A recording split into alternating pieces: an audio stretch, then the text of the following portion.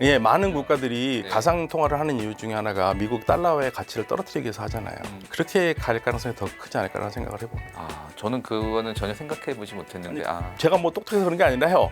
저기 보면 이란이나 이런 쪽에서도 보면은 그런 얘기를 많이 했었어요. 미국을 대항할 수 있는 방법이 그렇게 많지가 않잖아요. 가상화폐로 가면은 미국의 힘을 좀 뺄 수 있지 않을까, 네, 그런 얘기를 했는데 그게 어느 정도 실효성 있는지는 잘 모르겠습니다. 지금 사실 뭐 또 이제 중동에 여러 국가들이 또 있습니다. 사우디 말고도 이제 사우디가 숙적이라고 하죠. 이제 이란이 요즘에 또 뭐 히잡 시위를 비롯해서 여러 가지 이슈가 있는데 또 이제 핵 문제 또 이슈가 있고 근데 미국하고 사우디는 전통적으로 우방이었고 그래서 미국이 사우디의 뒷배를 봐주고 사우디가 성장할 수 있는 기반을 마련해줬다 이렇게 그동안 이해를 해왔었어요. 네. 그런데 이번에 뭐 바이든 대통령이 가서 그 쌀쌀맞게 빈살만 왕세자한테 팽당하고 이제 그런 장면들이 이제 외신에 많이 나오면서 이제 사우디와 미국하고의 관계가 옛날만 못하구나를 상징적으로 딱 봤던 것 같은데요. 이건 어떻게 봐야 될지 좀 궁금한데요. 이제 또 이란 제재는 또 풀어주려고 하고 있고 그래서 사우디가 굉장히 좀 기분 나쁜 상황들이 계속 연출되고 있지 않습니까? 네. 그럼 미국하고 사우디의 관계는 이제 많이 멀어졌다, 틀어졌다 이렇게 봐야 되나요? 근데 사우디아라비아가 자국 국방을 스스로 방어할 수가 없지 않습니까? 네. 그리고 그동안 무기 체제는 전부 다 미국 체제였고요. 이걸 한꺼번에 바꾼다는 건 어려워요. 그렇다면 미국을 대체할 만한 세력이라는 게 러시아나 중국밖에 없는데요. 러시아는 뭐 그런 능력 안 되고 중국도 미국이 무섭기 때문에 그렇게 쉽게 못합니다. 그래서 미국과 사우디아라비아의 관계는 삐걱거리긴 하지만 사실 늘 좋았던 건 아니거든요. 삐걱거리긴 하지만 근본적으로 이 걸프 지역, 이 페르시아만 지역의 안보는 미국에 의존할 수밖에 없는 상황이기 때문에 그 체제는 갈 수밖에 없지 않겠냐 이렇게 봅니다. 그러니까 큰 틀에서는 깨지기 어렵다. 네, 깨지긴 어렵고 미국도 네. 뭐 아무리 재생에너지로 100% 간다 하더라도 네. 석유는 그래도 조금이라도 안정적으로 확보하는 게 좋은 거잖아요. 그러니까 미국도 거기에 대해서는 떠나지 않는 게 약간 관심을 중국을 잡기 위해서 태평양으로 돌릴 수는 있지만 근본적으로 완전히 빼지는 못할 것이다. 네, 그렇게 보고 있더라고요. 이번에 그 시진핑 그 중국 국가주석이 그 빈살만 왕세자하고 만나서 또 석유를 기름을 이제 달러로 안 사고 위안화로 사면 안 되겠냐 하고 이렇게 제안을 했던 게 또 크게 외신에 나왔어요. 네. 이게 굉장히 상징적인 또 사건이었는데. 네, 근데 다들 거부했잖아요. 네. 예, 안 했습니다.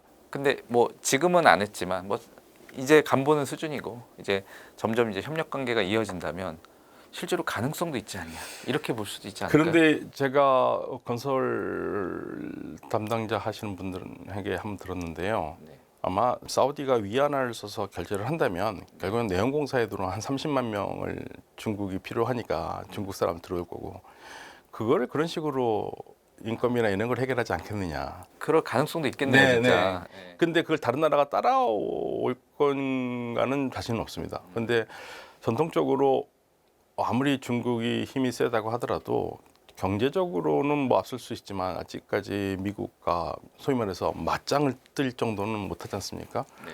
저는 중국이 몸살일 거라고 봅니다. 그렇게까지 하는 것은 너무 많이 갔다. 네, 제가 사실은 그 이제 아랍에미리트 쪽에서 만날 때마다 그 얘기했거든요.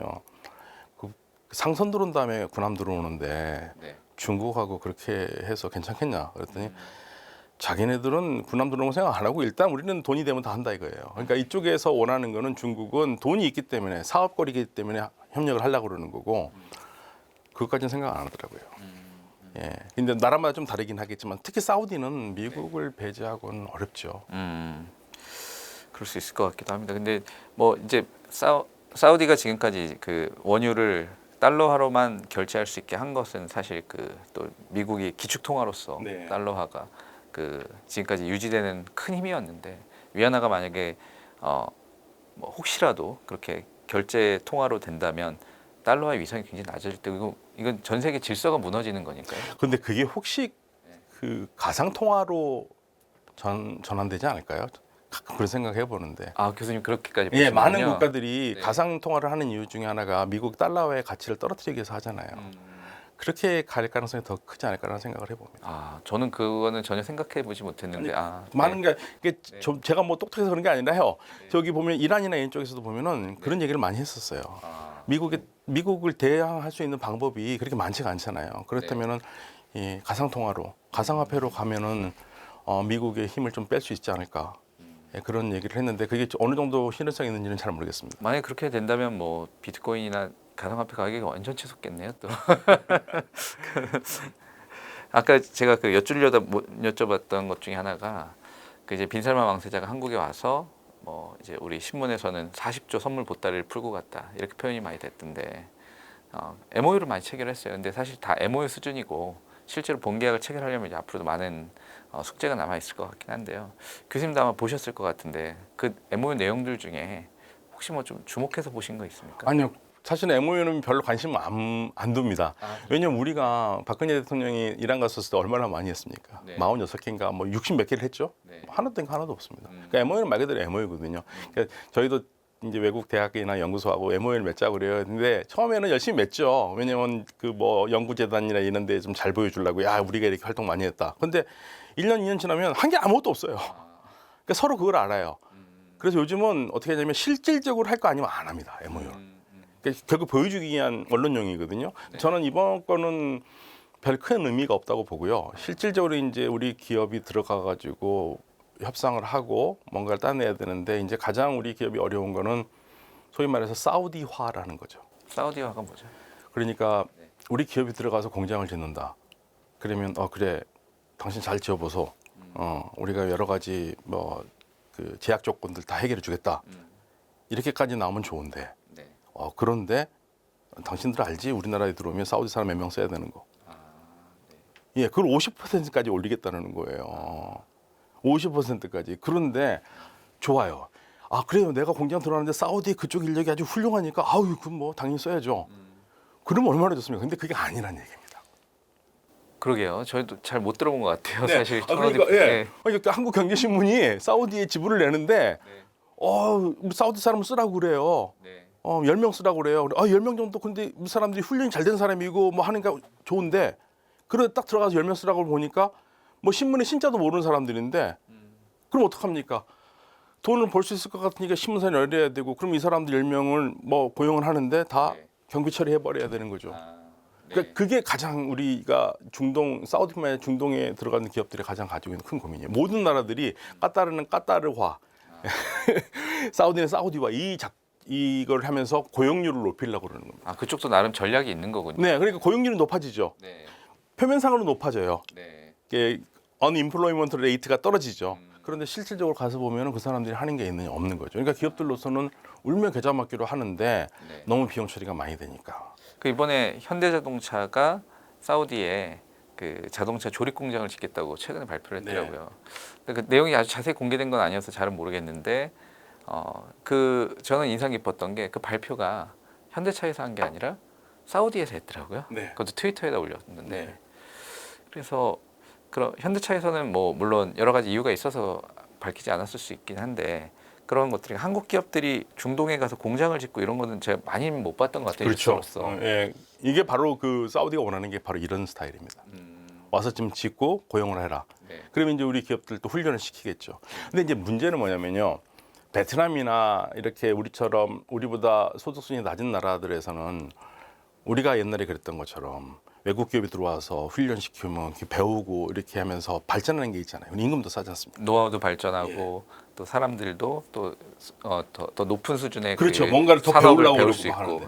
근데 사우디는 이미 국민소득은 높은 나라거든요.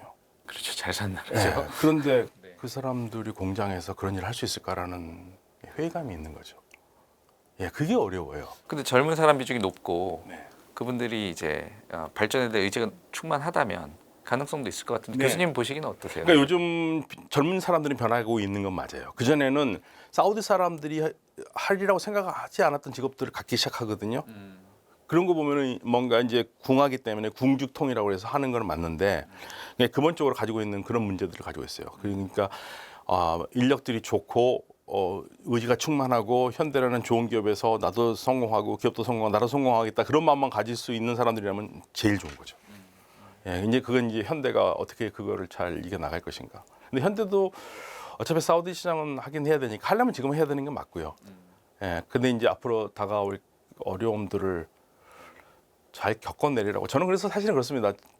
그냥 우리 기업들이 워낙 현명하다고 생각을 하고 있고 그리고 그렇게 믿고 있어요.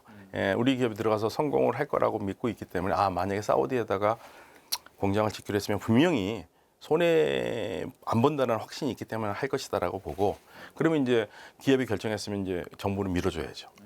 예, 정부는 밀어주고 최대한 우리 기업이 사우디에서 활동하는데 어려움이 없도록 사우디를 설득하고 이런 작업들은 이제 정부가 해야 되는 거고요.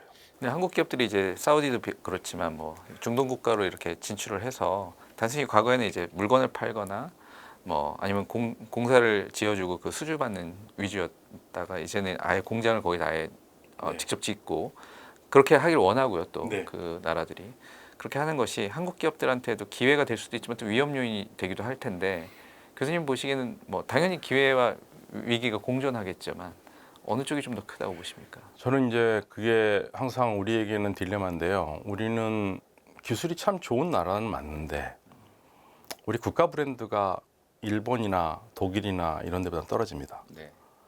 그래서 한국 사람들이라든지 한국 기업들과 손을 잡고 한국과 손을 잡으려는 나라들은 한국과 손을 잡는 이유가 하나가 있어요. 기술 이전이거든요. 그러니까 우리는 기술 이전을 안 해줄 수가 없어요. 지금 우리가 요즘 K국방에서 굉장히 성공을 하고 있는데 결국엔 그 뒤에 보면 기술 이전이거든요. 맞습니다. 다른 나라는 안 해주거든요. 그래서 우리가 줄 거는 줘야 되고 그리고 이제 우리는 더 한 발 더 위로 가야 되는 거죠. 이게 우리 기업이 가지고 있는 가장 큰 어려움이에요. 기본은 주되 더 올라가야 된다. 안 그러면 이제 우리가 잡히는 거죠. 예를 들면 가장 좋은 예가 UAE하고의 항공 산업이었잖아요. 처음에 우리하고 한 겁니다. UAE가 우리가 한 이유는 단 하나예요. 우리가 기술을 주니까. 다른 나라는 안 준다는 겁니다. 일본은 또 안 주고 안 주는데 한국은 주겠다고 그러니까 한국하고 한 거고 거기서 자기네들은 더 배워서 더 발전시켜 나가는 거예요. 그러니까 결국에는 우리가 주고 따라잡히지 않으려면 더 혁신으로 올라가야 되는 그게 이제 우리가 각 과제입니다. 사실은 중국이 예전 성장 모델이 딱 그랬는데요. 네. 이제 뭐 우리 현대차가 그 현지 기업하고 협작해서 했는데 지금 이제 현대차는 중국에서 거의 물건도 못 팔고 생산도 거의 못하는 수준에 이르렀고 그런 식의 이제 반복될까봐 그런 게 좀 걱정이 되는 네, 것 같아요. 걱정되죠. 중국처럼. 네. 네. 그 아까 그 빈살만 왕세자로 다시 돌아와서 빈살만 왕세자가 이제 여러 다방면에 관심이 많던데 이제 최근에 또 두드러진 게 이제 작년 같은 경우에 한국에서 게임 회사 지분을 네. 또 넥슨하고 그 NC소프트 지분도 샀고요. 또 최근에 보니까 그 호날두를 또 영입한다고 그래갖고 또 큰 화제가 되고 있고 뭐 영국 프로축구 팀을 인수하기도 하고 PJ에 거의 상응하는 만큼의 큰 대회죠. LIV 대회도 개최하고 이런 다양한 그 엔터테인먼트 활동 쪽에서도 그 많은 자금 돈을 쏟아붓고 있는데 그건 어떻게 봐야 됩니까? 이게 사우디뿐만 아니고요. 세 나라 특히 카타르, 사우디아라비아, 아랍에미레이트 이 세계 경쟁적으로 국제 행사를 유치합니다. 그래서 저도 이제 최근에 아랍에미레이트에 있는 싱크탱크 친구에게 한번 물어봤어요. 야, 카타르가 지금 월드컵을 쏟아부은 돈이 네. 거의 다른 나라가 한 10번은 월드컵 할 수 있는 돈인데 그거를 굳이 저렇게 해야 될 필요가 있냐고 그러니까 이 친구가 재밌는 말합니다. 그러면 두바이 엑스포 우리가 한 거는 그 돈이 남아서 한 거 같냐고. 어차피 개발을 해야 될 거면 이 기회를 따서 하는 거고 네. 그러면서 인프라를 깔고 그렇죠. 그 바탕에서 발전을 시키는 거기 때문에 그건 남는 장사라 이거죠. 밖에서 보기에는 뭐 손해 보는 것 같지만 네. 예, 그래서 여기는 결국에는 거기에 초점이 뭐냐면요. 탈석유, 탈가스가 목적이에요. 가려면 뭔가를 해야 되는 거고 있을 때 지어놓고 인프라스트럭처 지어놓고 계속적으로 관심을 끌고 관광객도 들어올 수 있는 거죠. 그러니까 그 하나의 명분이 될 뿐이지 네. 그게 목적이 아니다. 네. 그런 큰 대회들은 예, 그러니까 계속 국제적인 관심을 끌게 되잖아요. 그러니까 사실은 그러면서 생긴 게 있는데 나라마다 재밌는 특징이 있습니다. 까따르는 작지만 강한 나라가 가려고 그러고요. 여기는 스위스를 지향하거든요. 사우디아라비아는 일단 몸이 커요. 그래서 대국의 기질을 가지고 있고 뭔가 국제적인 국가의 모습을 보이려고 노력을 해요. 아랍에미레이트는요. 저는 아랍에미레이트가 가장 그 자신의 브랜드화를 잘한 나라라고 보는데 저는 아랍에미레이트를 가면은 첫 떠오르는 게 혁신입니다. 우리 제가 최근에 회의 가서도 그 얘기했어요. 아랍에미레이트가 처음으로 제시한 회의를 가면서 제가 뭐라고 그랬냐면 사람들한테 나는 아랍에미레이트가 이게 뭔지도 잘 모르고 왔는데 나는 온 것도 한 가다. 아랍에미레이트가 하면 이건 좋은 거다. 혁신이다. 네. 그게 이 나라의 브랜드입니다. 그러니까 나라마다 브랜드가 있는데 아랍에미레이트가 가장 성공을 한 거고, 그러니까 각 나라마다 그 브랜드를 가지고 경쟁을 하고 있거든요. 근데 사우디아라비아도 사실은 카타르 월드컵을 하는 걸 보고 굉장히 좀 자극을 받았겠죠. 자극을 받았을 거예요. 그러니까 호날두 들어오고 결국에는 사우디아라비아도 월드컵을 궁극적으로 열지 않겠느냐라는 네. 얘기가 나오는 게 바로 그렇습니다. 그러니까 그런 국제 대회를 유치함으로써 자국 브랜드도 알리고 또 한편으로는 인프라를 많이 깔아서 자국민들한테 또 이제 석유 이후의 시대를 또 대비하게 만들고. 석유의 시대. 지금 그게 가장 고민입니다. 석유의 시대. 석유가 없고 가스가 없다면 과연 이 나라는 어떻게 할 것인가? 지금 그 사우디 같은 경우 작년에 보니까 그 G20인가요? 그 G20 국가 네. 중에서도 가장 높은 경제 성장률을 이뤘더라. 8%대 아주 한국이 뭐 2%대였으니까요. 뭐 거의 4배 가까운 성장을 이뤘는데 그 나라 국가들이 지금 뭐 석유 때문에 뭐 물론 좀 높았었을 것 같아요. 근데 이런 고성장률을 계속 이어갈 수 있습니까? 그 나라들이? 아마 어느 정도는 갈 수 있을 것 같아요. 왜냐하면 젊은 세대들을 계속 고용을 하게 되면은요. 그리고 많은 기업들이 우리 현대차처럼 투자를 하고 그러면 고용이 늘어나겠죠. 처음에 빈살만이 2030을 얘기했었을 때 사실은 사우디의 노년층들이나 장년층들은 자꾸 눈을 의심했어요. 첫 생각이 뭐냐면 우리 애들이 어떻게 해? 예, 그때 뭐라고 그랬냐면 외국 노동자들을 그러니까 사우디가 자국민이 굉장히 높은 나라입니다. 다른 나라에 비해서. 예를 들면 아랍에미레이트는 인구 1,000만에 자국민은 100만밖에 안 돼요. 사우디는 한 3,500만 중에 2,500만이 자국민이거든요. 그러니까 전혀 달라요. 네. 그 구성비가. 그러니까 여기는 자국민들의 마음을 달래야 되는 거고 젊은 세대들. 그런데 그동안에 모든 허드렛 일은 다 외국인이 했어요. 그러니까 그 뭐 핸드폰 고치는 거, 수리상 이런 것들 전부 다 뭐 인도 사람 이런 사람들이 했거든요. 그러니까 사우디 사람들이 이거를 우리 젊은이들이 이 자리를 한다고? 우리 애들이 핸드폰을 고칠 줄 알아? 뭘 알아? 어떻게 해? 이 얘기를 했을 정도로. 근데 지금은 그런 얘기가 사라지기 시작하거든요. 그러니까 바뀌는 거죠. 그렇게 되면 성장률은 올라갈 수밖에 없겠죠. 더군다나 뭐 작년 같은 경우에 석유 값이 많이 올랐으니까 올라간 거고요. 이제 내년 몇 년의 그 흐름이 계속 이어지느냐 그걸 봐야 될 텐데 일단은 뭐 올해의 전망치는 그렇게 나쁘지는 않습니다. 중동 전체적으로. 그러니까 당분간은 고성장을 이어갈. 그 정도 고성장은 아니다 하더라도요. 네. 예, 올라갈 것 같긴 해요. 뭐 8%, 9%까지도 뭐 가고 그랬었는데 네. 코비드 전과 달리요. 네. 근데 경쟁이 심하죠. 그러니까 이게 양쪽에 그 나비 효과가 있어요. 처음에 아랍에미레이트에서 두바이에서 아랍에미레이트 항공 만들었을 때 다 웃었거든요. 근데 지금은 전부 다 자기 항공 만들어 경쟁하잖아요. 아랍에미레이트 항공을 따라잡으려고 가장 노력하는 나라가 까타르고요. 까타르 항공이고요. 네. 그 사우디아도 이제는 막 본격적으로 뛰어들면서 하지 않습니까? 사우디도 지금 카타르 항공 같은 걸 하나 만들려고. 사우디 아니 만들었죠. 근데 이제 만들었는데 이제 운항수를 늘리고 그러니까 안 가지 않습니까? 네. 일단 사우디 하면은요 가려고 생각하다 답답한 날 어떻게 가냐? 아니 갈 수 있는지도 몰랐어요. 갈 수 있습니다. 바로 그 비자 신청하면요 한 18만 원이 들긴 해요 비자가. 그런데 5분 안에 나와요. 전자비자로. 네. 예, 그러니까 외국인은 무조건 끌어들이는데 목적이 있어요. 그래서 사실은 제가 빈살만을 대단하게 보는 이유 중에 하나가 뭐냐면 사실은 이슬람 국가들이 가지고 있는 가장 큰 딜레마가 이슬람이 7세기에 세상에 나왔잖아요. 사람들한테. 그리고 전통적으로 이슬람 세계에서 바라보는 세계사가 이슬람 이전 세계와 이후 세계를 나눠서 봐요. 이슬람 이전 세계는 일종의 야만의 시대입니다. 그 야만의 시대에 이슬람이 문명을 가져온 거거든요. 그래서 많은 국가들이 근대에 들면서 이슬람 이전 세계를 미화하는 걸 별로 좋아하지 않습니다. 네.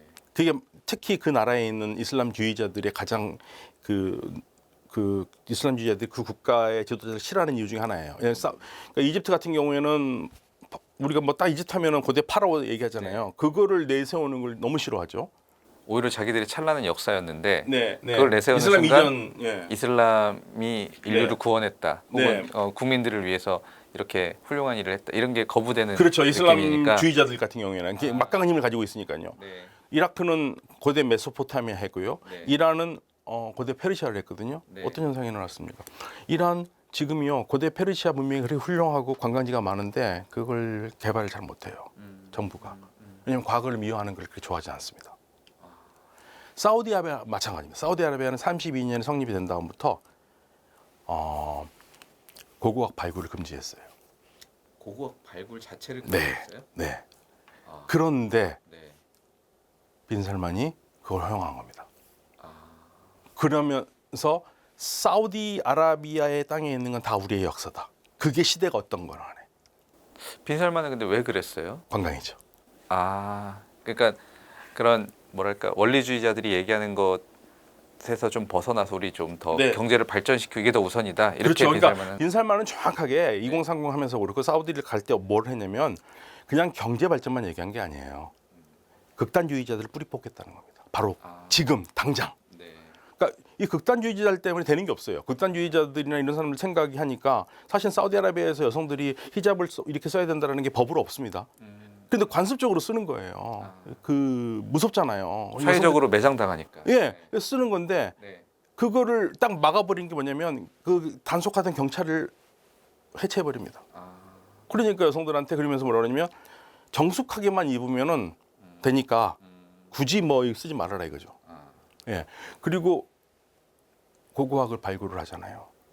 그래서 지금 사우디아라비아가 지금 잘 알려지지 않은 것 중에 하나인데 가장 밀어붙이는 것 중에 하나가 알-울라라는 고대의 문명지가 있어요. 네. 기가 막힙니다. 예, 거기를 지금 개발하면 사람들을 끌어들이려고 하고 있는 겁니다. 아, 혹시 교수님도 가보셨습니까? 예, 이번에 가보려고 하는데 갈 수 있는지 모르겠어요. 왜냐하면 아직까지 교통시설이 안 좋아요. 아, 그러니까 사우디가 워낙 큰 나라지 않습니까? 네. 그러니까 사실 아룰라 같은 경우에는 그 두바이에서 비행기 타고 들어가는 게 더 빠를 수도 있습니다. 아, 네. 이 리야드 갔다가 이렇게 가는 것보다. 그러니까 아직 그 국내에서 관광 인프라스트럭처가 안 돼 있어서 네. 결국에는 이제 그 하다 보면 늘겠죠. 그러니까 사실은 제가 그 중동 국가들에서 특히 이란 같은 경우에 자원이 많잖아요. 제가 하는 얘기였어요. 이란은 석유가스 없어도 먹고 산다. 이 관광지만 개발해도 어마어마할 텐데. 제일 좋은 거지 않습니까? 네. 그러면 고용이 늘고요. 그러니까 사우디는 그걸 이제 본 거예요. 그래서 본격적으로 관광 사업 들어가려고 하고 있고요.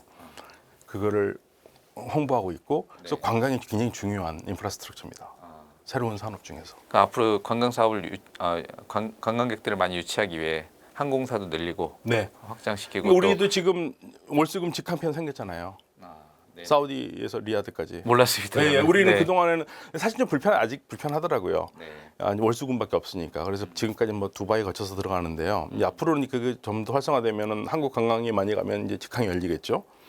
그러면 관광객들이 들어올 수. 그러니까 사우디아라비아가 비자 받기가 지금 너무 쉬워요. 그냥 줘요 비자를 그냥 5분 안에도 나옵니다. 예전에는 사우디 가면 굉장히 어렵다고 제가 인식됐거든요. 그렇죠. 심리적인 장벽이 있었죠. 근데 지금은 안 그래요. 그게 왜냐하면 사우디아라비아는 관광객. 네. 그러면 사우디를 제외하고 예를 들면 이란이라든지 뭐 UAE라든지 카타르라든지 이런 나라들도 비슷합니까 지금 상황이? 네네. 제가 중동 국가 중에서 가장 마음 편하게 가는 나라는 그냥 우리나라에서 다른 도시로 가는 느낌이 드는 게 두바이거든요. 거기 워낙 환승도 많이 하고 그러니까 공항이 워낙 그러니까 크고요. 예, 그러니까 얼마나 사람들이 그러니까 우리나라에서 요즘이요 네. 중동 가고 싶다라는 사람들 중에서 물어보면 100명이면 100명이 전부 다 두바이 얘기하거든요. 두바이는 다 가고 싶다 그래요. 그러니까 두바이가 완전히 성공한 거죠. 그거를 뺏어오고 싶은 거죠. 각 나라들마다. 그 지위를 그렇죠. 사우디나 다른 나라들도 네. 그 우리가 사우디 얘기를 많이 했는데 사실 뭐 그 다른 나라도 지금 방금 UAE도 얘기하셨고 했는데 우리 경제적으로 봤을 때 우리 기업들이라든지 좀 눈여겨봐야 될 그리고 경제 성장률이 높고 경제 성장 의지가 있고 그리고 또 한국 기업들을 유치하는데도 적극적인 나라들은 또 어디가 있을까요? 결국에는 앞으로 중동과의 사업은 세 나라입니다. 카타르, 사우디아라비아, 아랍에미레이트.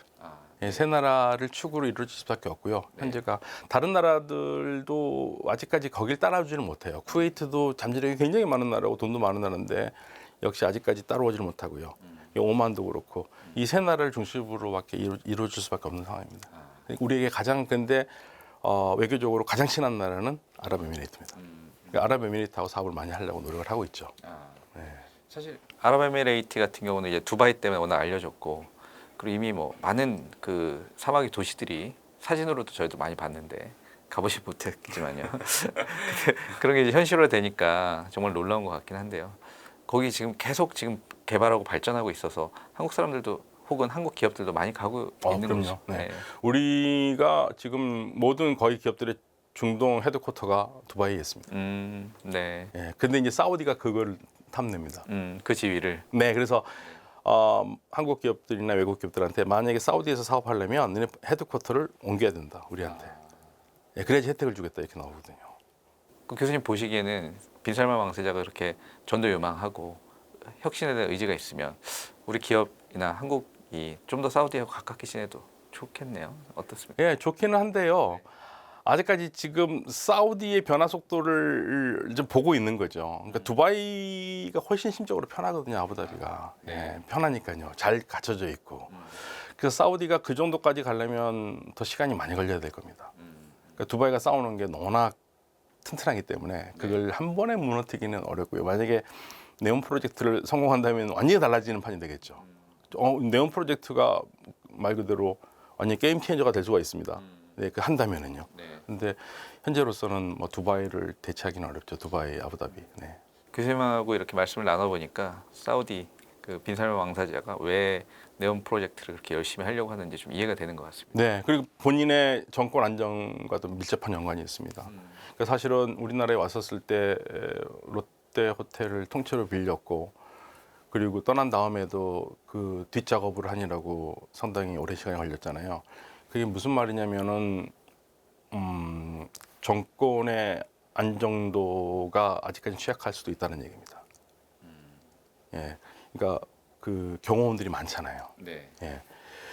그래서 많은 부분에서 약간 회의적으로 보는 분들은 안정되게 갈 수 있을 것인가라는 얘기를 해요. 근데 저는 그렇게 걱정할 만한 건 아닌 것 같은데 일단 그런 얘기를 많이 하고, 그리고 우리 기업들이 가장 고민했던 것 중에 하나가 미국과 사우디아라비아의 관계였어요. 미국과 사우디아라비아 틀어지면은 우리가 기업하기 좀 어렵지 않겠느냐. 그런데 그때 저도 이제 주변 같이 연구하는 사람들한테 했는데 다들 그거는 뭐 미국과 사우디아라비아 관계는 두 나라 관계고 그거를 우리하고 관계 굳이 늘 필요 없다. 예, 우리는 기회 되면 무조건 들어가야 된다.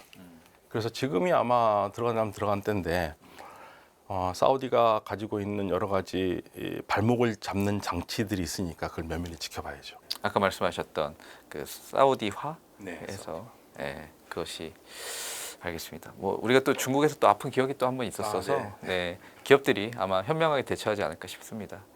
오늘 뭐 여러 가지 말씀들을 나눴는데요. 예, 너무 재밌었어요. 아, 예, 감사합니다. 언제 기회 되면 다시 한번 네, 모시겠습니다. 감사합니다. 네, 오늘 말씀 감사합니다. 네, 감사합니다.